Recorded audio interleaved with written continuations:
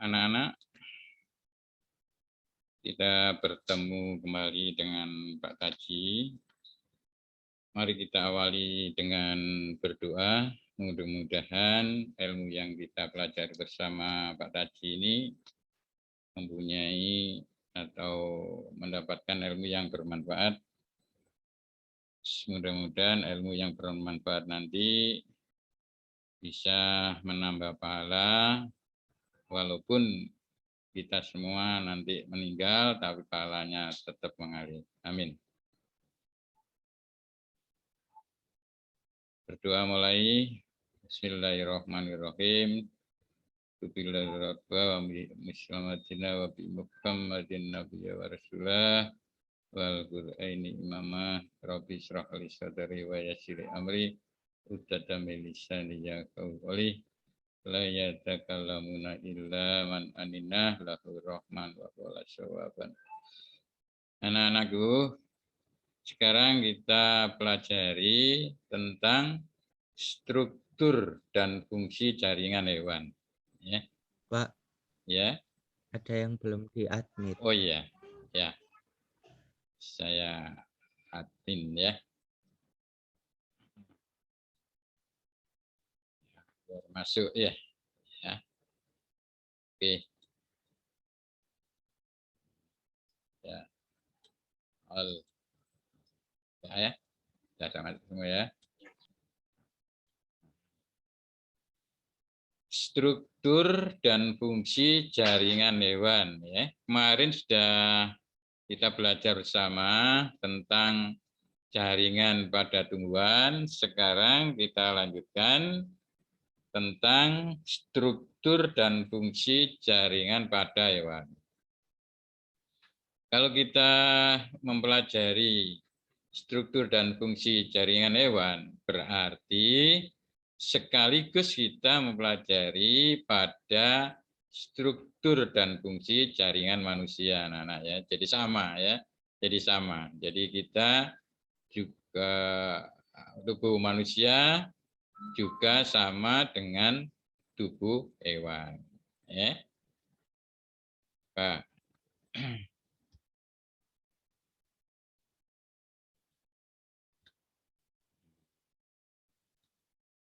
Penyusun jaringan hewan ini ada 4 anak-anak ya. Di antaranya adalah jaringan epitelium. Ya, bisa dilihat sini ya, jaringan epitelium. Ya. Jaringan epitelium ini apa? Jaringan yang berfungsi untuk melindungi jaringan-jaringan yang ada bagian dalam. Ya, khususnya adalah organ-organ yang mempunyai permukaan baik dalam maupun luar. Ya.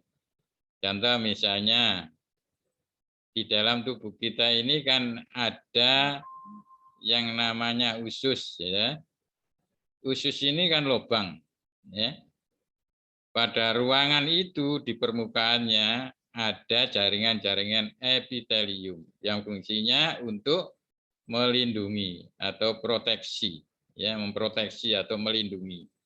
Agar apa? Agar jaringan-jaringan yang ada di dalamnya tidak rusak. Jaringan apa di dalamnya itu? Misalnya jaringan darah, ya kan? Ada jaringan, katakanlah jaringan saraf. Nah, ini ya. Kemudian jaringan tulang, ada jaringan yang lain, misalnya jaringan apa ini ya, darah ya.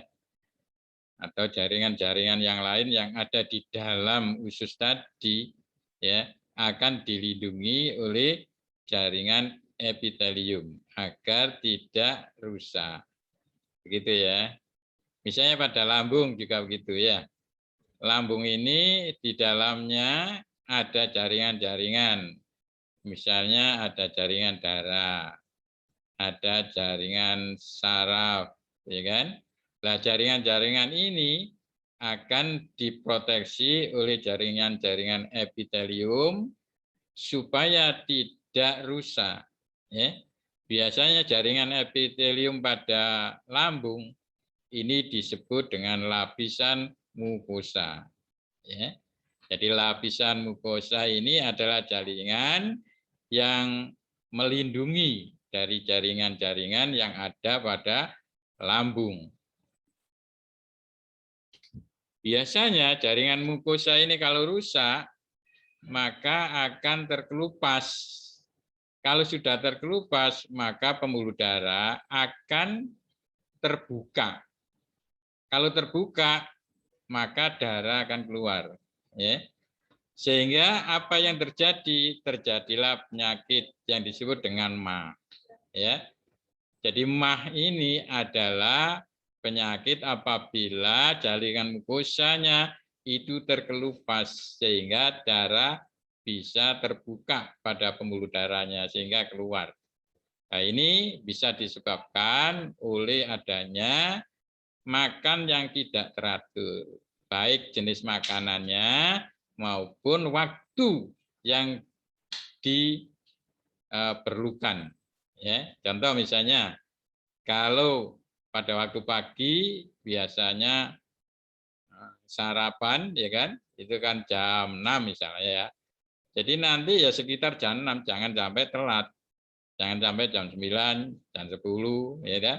Sehingga ini waktunya tidak teratur. Kalau tidak teratur, ini akan mempengaruhi sekretsa ya, yang dihasilkan oleh kelenjar lambung di dalam menghasilkan suatu enzim, bahwa di dalam lambung itu ada enzim ya, ada 4 enzim ya. Apa saja itu enzimnya? Masih ingat? Ada enzim pepsin ya, ada enzim renin, ada HCl, ada lipase, ya kan? Apalagi kalau HCl ini, zat asam ini akan dikeluarkan terlalu banyak, bisa menimbulkan asam terlalu tinggi di dalam lambung, sehingga dapat merusak pada lapisan mukosa pada lambung. Kalau ini terus-menerus dilakukan, maka orang tersebut bisa kena penyakit MAH. Nah ini ya, pada akhirnya kalau MAH-nya terus-menerus akut, maka bisa menimbulkan rusaknya pada saluran-saluran pencernaan yang lain, misalnya usus 12 jari, ya kan? Akhirnya bisa terkena penyakit yang lain, misalnya PES, ya kan? Kalau di dalam usus 12 jari, duodenum itu ya, itu kalau rusak maka akan mendatangkan secara otomatis bakteri tipes. Ya. Jadi bakteri tipes itu akan ke sana secara otomatis karena ada kerusakan pada usus 12 jari itu, yaitu duodenum itu. Kalau ini dibiarkan terus tidak dibawa ke dokter, bisa jadi akan terjadi kerusakan pada jaringan yang lain, termasuk organ-organ yang lain, misalnya hati, ya, hatinya bisa kena. Kalau bisa kena, akhirnya terjadi penyakit lever dan lain sebagainya. Biasanya kalau sudah terjadi komplikasi, maka dokter di dalam penyembuhannya ini agak sulit, ya kan? Yang satu disembuhkan, sedangkan yang lain akan parah. Oleh karena itu, jagalah kesehatan. Apabila terjadi kesalahan pada organ kita karena penyakit, maka segeralah ke dokter sehingga tidak terjadi komplikasi. Ya, dengan usaha yang tepat, insya Allah Allah akan mengasihi ya usahamu. Kalau usaha yang tepat, Allah akan ngasih. Sudah pasti itu ya, sudah pasti itu ya. Usaha yang tepat ya akan Allah ngasih. Kalau usaha yang nggak tepat ya nggak ngasih. Ya, contoh misalnya kamu, ya kalian ini misalnya ya, mau jadi dokter, ya kan? Kepingin jadi dokter, tapi nggak seneng pada biologi. Nah, ini gimana? Kemudian kuliahnya nggak pas, kepingin jadi dokter, kuliahnya nggak kedokteran, tapi ke pendidikan, ya nggak bisa. Allah tidak akan mengabulkan. Makanya usaha yang tepat, insya Allah akan mengabulkannya, termasuk menjaga kesehatan kita.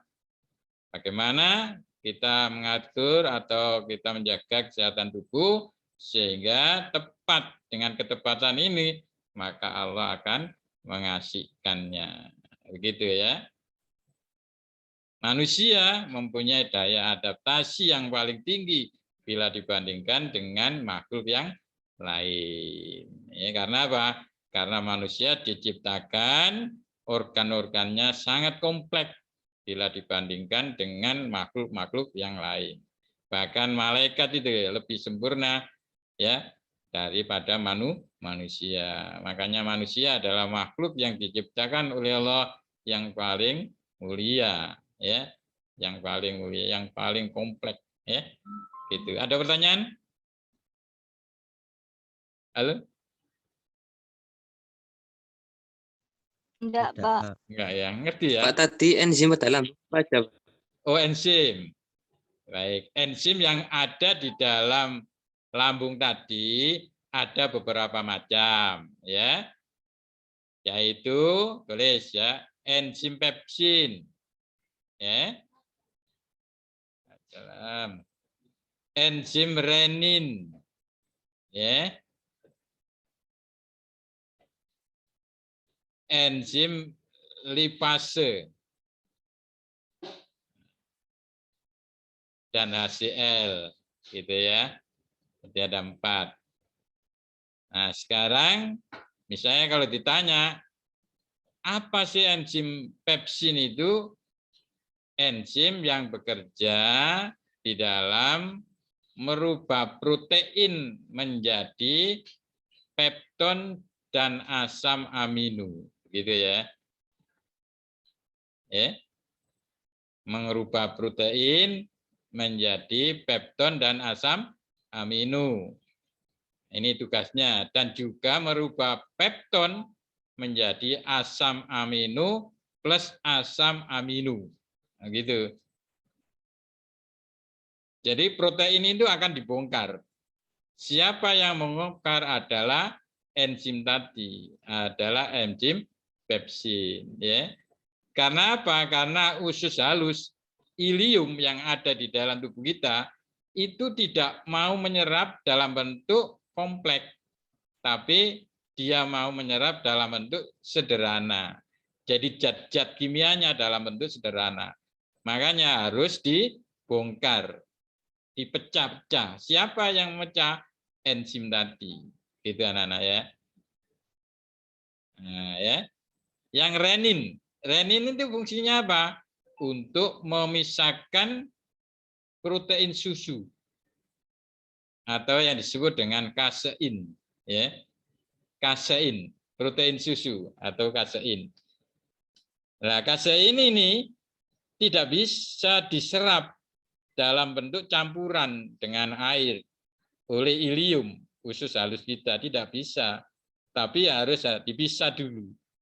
Siapa yang memisahkan? Adalah enzim renin. Oke? Enzim renin. Oke? Apa fungsinya? Memisahkan protein susu, ya, yang ada pada larutan, ya. Protein susu namanya kasein. Ini harus dipisahkan. Contohnya kalau adik kecil kita yang telah minum susu ASI, ibu ya, kemudian gumoh, ya. Kenapa gumohnya ini kok bergumpal-gumpal, ya, muntahnya bergumpal-gumpal susunya? Itu menandakan bahwa kasein sudah dipisahkan dengan larutannya. Ya, protein susu sudah dipisahkan dengan larutannya. Oleh siapa? Oleh siapa tadi? Halo? enzim renin, Pak. Bagus. Siapa tadi namanya? Siapa namanya? Stefan. Stefan ya. Bagus, Van. Yang lain juga begitu ya. Yang aktif akan tak nilai ya. Ya, bagus ya. Kemudian enzim yang lain, misalnya lipase ya. Lipase itu fungsinya untuk mengubah lemak menjadi asam lemak dan gliserol ya. Jadi kalau kita makan lemak-lemak itu ya yang masuk ke dalam lambung itu dikerjakan oleh enzim dulu, dipisah-pisah. Siapa yang bertugas adalah enzim lipase. Nah, lipase ini bertugas untuk menguraikan lemak menjadi asam lemak dan gliserol. Begitu anak-anak. Nah, ya. Sehingga di dalam lambung ini pun sudah ada pencernaan baik secara kimiawi maupun secara mekanis. Jadi Eptanas gitu ya. Jadi kalau ada pertanyaan di mana terjadinya pencernaan secara kimiawi dan mekanis di lambung. Ya, dan usus halus. Jawabannya begitu, ya. Di lambung dan usus halus. Jawabannya begitu. Ya. Di lambung ini ada pencernaan secara enzimatis yang dilakukan oleh enzim-enzim tadi. Pepsin, renin, lipase, HCl itu ya. Kemudian secara mekanis dilakukan oleh dinding-dinding lambungnya. Ya. Dinding-dinding lambung ini bisa bergerak mendesak dari tepi sisi kiri dan tepi sisi kanan, mendesak-desak. Ya. Artinya gerakan-gerakan mengunyah, mengenyut ya, gerakan apa itu? Mendesak itu. Namanya bahasa biologinya adalah gerakan peristaltik. Gerakan meremas-remas. Ya. Sehingga di dalam lambung itu ada dua pencernaan baik secara enzimatis maupun secara mekanis. Enzimatisnya dilakukan oleh enzim zat-zat kimia yang di situ ya, pepsin, renin, HCl dan sebagainya. Kemudian secara mekanisnya menggunakan dinding lambung yang digerakkan oleh otot-otot polos. Ya kan? Jadi otot-otot polos ini bekerja secara otomatis, dikomando langsung dari Allah SWT. Karena otot-otot polos ini kerjanya secara autonom. Ya, kerjanya secara autonom. Autonom artinya bekerja atas kemauan sendiri, tidak diperintah oleh otak. Ya. Jadi kalau ada pertanyaan, apa autonom? Kerjanya atas kemauan sendiri, tidak diperintah oleh otak kita. Jadi langsung digerakkan oleh Allah SWT. Gitu. Allah Akbar. Allah Akbar ya. Oleh karena itu, kalau apa yang kita masukkan, makanan yang kita masukkan ke dalam lambung, maka lambung itu akan bekerja sendiri, tidak dikomando oleh otak. Ya, dia akan bekerja sendiri, langsung diperintah oleh Allah SWT. Begitu, nak. Ya. Oleh karena itu kalian harus pandai-pandai bersyukur kepada Allah bahwa setiap saat kalian adalah diperhatikan. Kalau tidak diperhatikan, lambungmu tidak akan bekerja, ya kan? Tidak akan bekerja. Kalau tidak akan bekerja, berarti akan terjadi kesalahan di dalam proses pencernaan. Kalau proses pencernaan sudah salah, pada akhirnya kita tidak bisa melangsungkan kehidupan. Begitu. Oleh karena itu, menjaga kesehatan adalah usaha untuk menjaga bahwa kita bisa melangsungkan kehidupan seterusnya. Apalagi sekarang ini musimnya musim apa ini? Virus, gitu. Virus apa itu? Yang merajalela sekarang ini? COVID. 19, iya kan? Iya, ya. Apa yang diserang? Dulu paru-paru, sekarang sudah mengalami perubahan, tidak hanya paru-paru tapi pada pencernaan, ya. Oleh karena itu hati-hati. Kalau makan jangan terlalu panas, kalau minum jangan terlalu dingin. Apalagi setelah olahraga jangan minum es yang terlalu dingin, ya. Apa yang terjadi? Bisa menimbulkan pecahnya lapisan mukosa yang ada di dalam lambung sehingga akan terjadi infeksi. Kalau sudah terjadi infeksi, tubuhnya panas terus, ya kan? Kalau tubuhnya panas, nah ini bisa menimbulkan gangguan pada proses metabolisme. Kalau panasnya terus sampai 60 derajat, kalian bisa meninggal. Nah ini, ya. Karena kalau panasnya sampai 50, 60, maka enzim yang ada di dalam tubuhmu akan mati. Kalau mati, tidak ada yang mengerjakan proses metabolisme yang ada di dalam tubuh. Pada akhirnya bisa mematikan mesin yang ada di dalam tubuh. Tubuh kita ini mesin, ya kan? Akhirnya mesinnya mati, pada akhirnya kita terseleksi oleh alam. On the origin of species based of the natural selection. Barang siapa yang tidak dapat beradaptasi terhadap lingkungan, maka akan terseleksi oleh alam. Alam itu siapa? Allah SWT. Begitu anak-anak ya. Jadi Allah itu tergantung dari manusia itu sendiri. Kalau usahanya tepat, insya Allah akan mengasihi, ya kan? Katanya Allah tidak akan merubah nasib kaumnya kalau tidak kaumnya itu sendiri yang merubahnya. Ingat?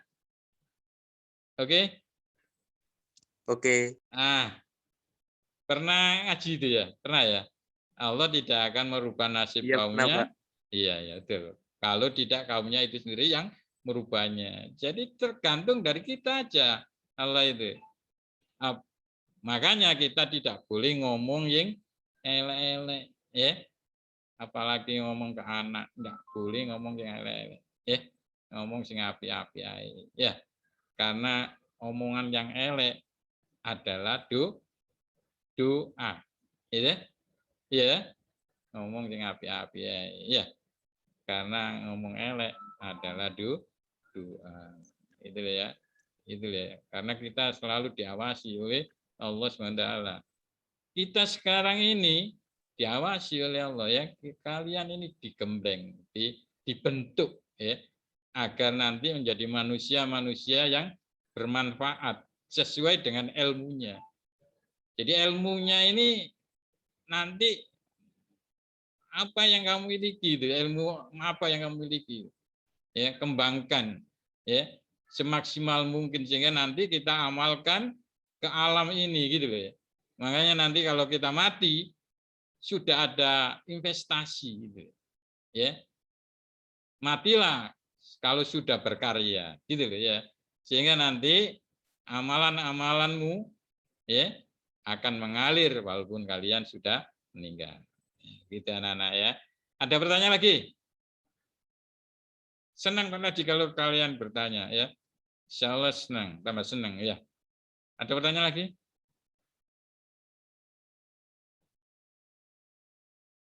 Enggak ada? Kita lanjutkan ya. Pak, HCl itu berfungsi untuk apa, Pak? Apanya? HCl. Enzim HCl. HCl ya. HCl ini anak-anak satu untuk mengaktifkan kerja pepsinogen. Ya. Jadi HCl itu satu fungsinya untuk mengaktifkan kerja pepsinogen.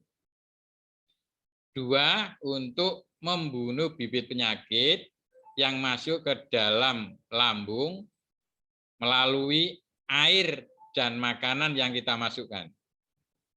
Ya, saya ulangi ya. Satu adalah untuk apa tadi? Satu tadi nulis nggak? Mengaktifkan enzim pepsinogen. Mengaktifkan kerja enzim pepsinogen. Begitu maksudnya gini. Jadi pepsinogen apabila dia bekerja tidak maksimal, katakanlah lemot gitu ya, lemot gitu ya, katakan lemot ya. Maka HCl ini yang mengingatkan. Nah ini ya. Jadi diingatkan oleh HCl itu. Ya. Misalnya pepsinogen pepsin tadi ya, pepsinogen pepsin tadi, pepsinogen itu ya. Jadi pepsin itu singkatan dari pepsinogen. Misalnya kalau tidak bekerja dengan maksimal untuk merubah protein menjadi pepton dan asam amino, misalnya kok lemot begitu ya, maka tugas HCl untuk mengingatkan agar pepsinogen itu bekerja dengan baik, dengan giat begitu ya. Ini tugas langsung dari Allah ini, ya HCl ini. Ya, yang kedua, apabila ada penyakit yang masuk ke dalam tubuh melalui makanan atau minuman yang kita masukkan ke dalam mulut, maka dia yang menyerangnya. Sebagai security lah ya, sebagai security. Ya, sebagai security. Jadi di dalam tubuh kita sudah ada security-nya sampai ke sel. Kalau security kita itu bisa dilumpuhkan oleh penyakit, maka kita kalah. Ya, imun, istilah imun ya, masalah imun ya. Imun ini kalau turun tidak maksimal, tidak meningkat imun kita, maka kita mudah diserang oleh penyakit. Begitu anak-anak. Makanya kita menjaga imun ya, imunnya kita. Bagaimana menjaga imun? Makan makanan yang berhigiene dan bergizi, olahraga dan tidur yang cukup. Tidak sedih. Ya, tidak sedih. Makanya orang sedih itu nggak boleh. Di dalam Al-Quran itu orang sedih itu dosa. Katanya Pak Ulum begitu. Ya. Jadi orang sedih itu dosa. Di dalam Al-Quran dijelaskan. Jadi nggak boleh sedih. Kalau ada suatu masalah-masalah itu hanyalah ujian dari Allah, anak-anak. Ya, ini sudah ada apa itu kontak dari internet kurang 10 menit ya, kurang 8 menit ini ya. Ya. Jadi tidak boleh sedih anak-anak ya. Ya. Karena apa? Segala kegiatan yang ada di alam ya, ini sebetulnya adalah ujian yang diberikan kepada kita oleh Allah SWT. Untuk apa? Untuk meningkatkan kualitas ya. Untuk meningkatkan kualitas ya. Jadi kita tidak boleh sedih. Oh, berarti kita diuji oleh Allah gitu loh. Ya. Misalnya kamu sekolah ya. Sekolah, enggak. Nah, misalnya matematika kok sulit. Matematika kok sulit. Sulitnya itu karena kalian belum tahu. Sebetulnya semua ada itu ya. Kamu pelajari. Kalau rumusnya sudah kamu pegang, insya Allah gampang. Fisika gampang. Pak Tajil ngajar fisika. Ya. Dulu enggak pernah. Kita belajar bisa ya. Ternyata betul ya. Allah sudah menjanjikan di dalam Al-Qur'an, inna ma'al usri yusran wa inna ma'al usri yusran. Sesungguhnya bersama kesulitan Allah memberikan suatu kemudian. Wa inna ma'al usri yusran, dan sesungguhnya dengan kesulitan itu Allah memberikan suatu kemudian. Ini kamu pegang sebagai siswa. Ya. Jadi jangan susah. Ya, jangan susah. Tanya aja kepada gurunya. Iya. Dengan kalian sungguh-sungguh, Allah akan memperhatikan. Kamu akan diangkat derajatmu nanti, akan ditugaskan ke daerah-daerah. Ya belum tentu orang Surabaya itu nanti kamu bekerja di Surabaya, belum tentu bisa di Jakarta. Seperti Pak Taji orang desa tapi ngajar orang kota, iya kan? Saya Pak Taji orang desa tapi ngajar orang, karena apa? Kesungguhannya. Allah akan memperhatikannya. Gitu. Gitu anak-anak ya. Ada pertanyaan lagi? Tidak ada, Pak. Tidak ada. Kita lanjutkan ya.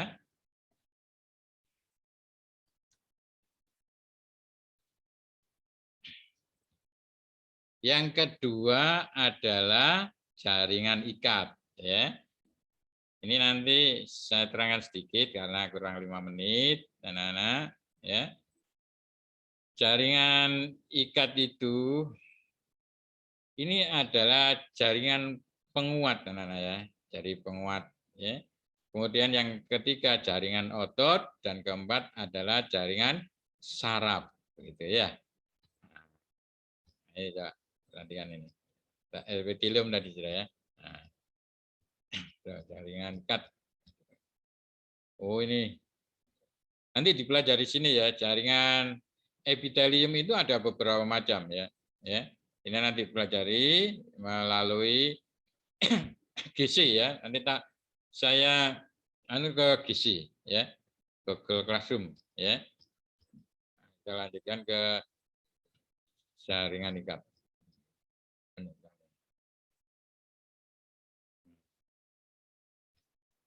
Banyak sekali. Nah,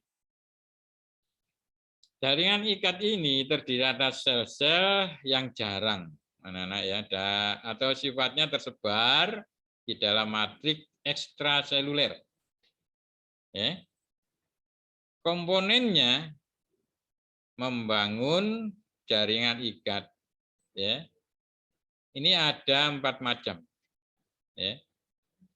Antara lain adalah jaringan ikat longgar, jaringan adiposa, jaringan darah, jaringan ikat padat, dan jaringan tulang. Ya. Jadi ada 5 ini. Jaringan ikat longgar ini contohnya misalnya ya yang ada pada telinga kita. Ya, telinga kita ada jaringan ikat longgar. Makanya di sini ada tulang-tulangnya yang mempunyai bentuk yang elastis ya, yang elastis ya. Jadi elastis ini mudah lentur. Ini anak-anak ya.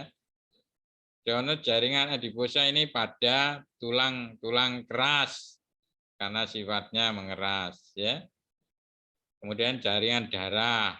Ini jaringan darah ini termasuk jaringan sebagai transportasi alat mengangkut baik mengangkut makanan maupun mengangkut hormon dan penyakit. Dan jaringan ikat padat ya dan begitu juga jaringan tulang keras. Anak-anak ya. Waktunya karena sudah mau habis anak-anak, tolong ditampilkan wajahnya, mau saya screenshot ya. Nah, itu ya. Biar Taci langsung tahu. Ya.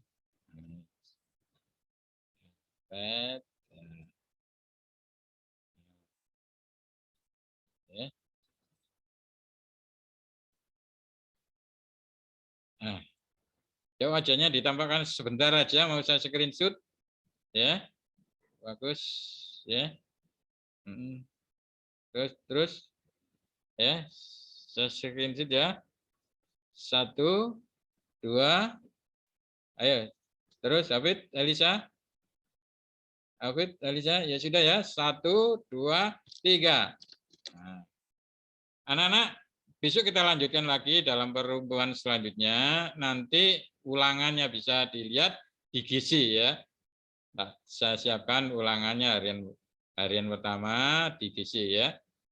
Mudah-mudahan bermanfaat. Saya akhiri sekian ya.